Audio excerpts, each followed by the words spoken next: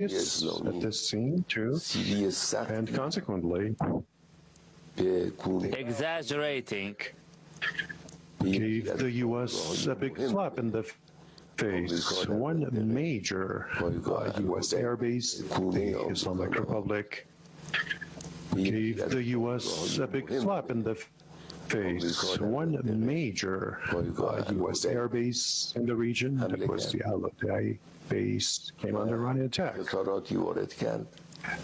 And lots of damage was caused. The very same people who overplayed the saga, they try now to downplay the thing.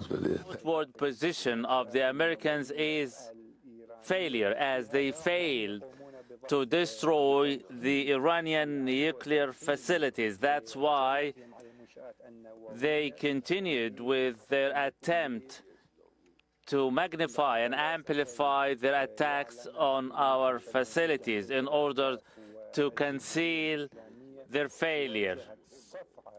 The Islamic Republic of Iran dealt a heavy blow to the American forces when they targeted and attacked the American military base in Al-Udaid in Qatar, causing grave damage to the base. Those who amplified their attacks on our nuclear facilities came out to downplay our attack on their military base. What matters is that the Iranian armed forces have the capability to target and attack any position they desire at any point of time. Similarly, the American military bases will come under our attack if the American forces direct any belligerence against Iran.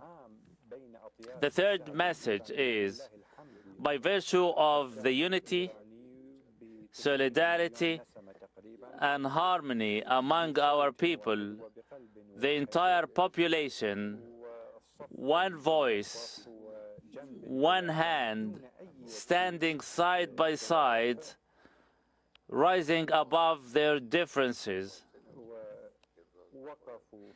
They rose up and stood by the side of the Islamic Republic of Iran and their armed forces. Not only that, they praised and commended the united ranks of our armed forces.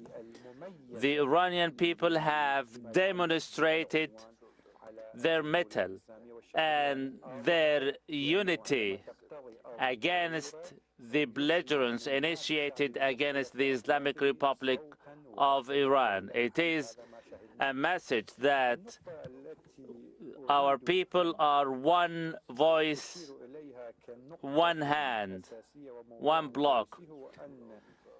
The key message of my word here is that one of his speeches, the United States President said Iran must completely give up and surrender.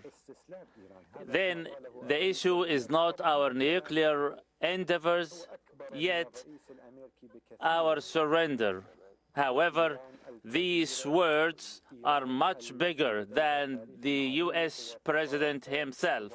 Iran is a deep-rooted empire, deep-rooted in history, with well-established civilization. That's why the word surrender is not within our vocabulary.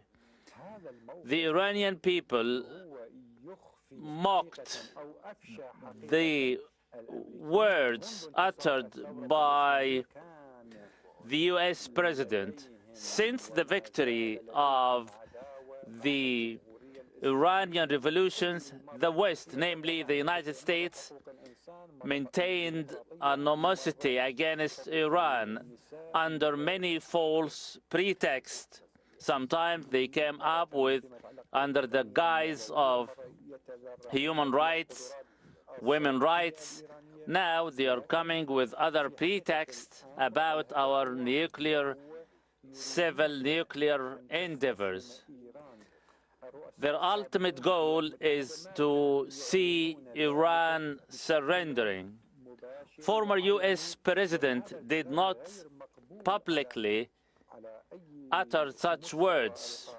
Simply, these words are not acceptable at the global legal level.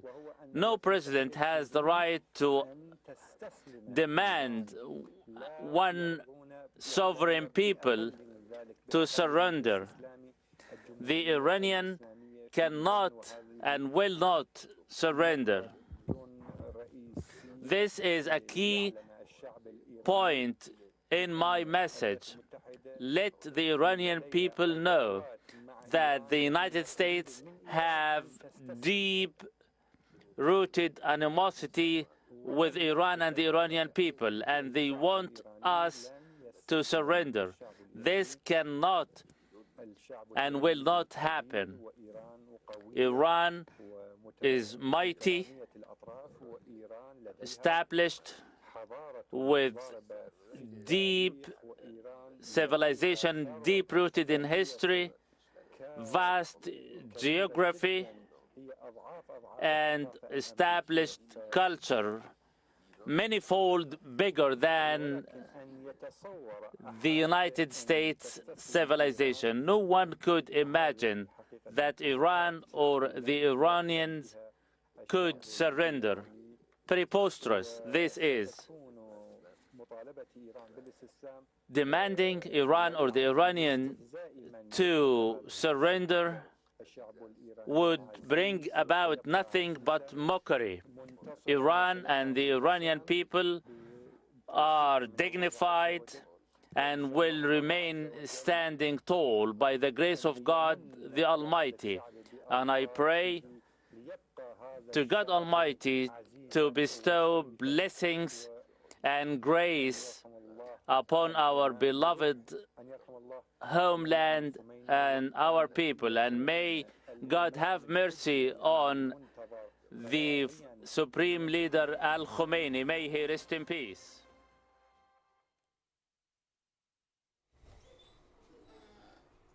नाज़रीन, ईरानी supreme leader Ayatollah खमनई इस वक्त Tehran में खिताब कर रहे हैं। उन्होंने कहा है कि इसराइल को इस जंग में कोई कामयाबी नहीं हुई।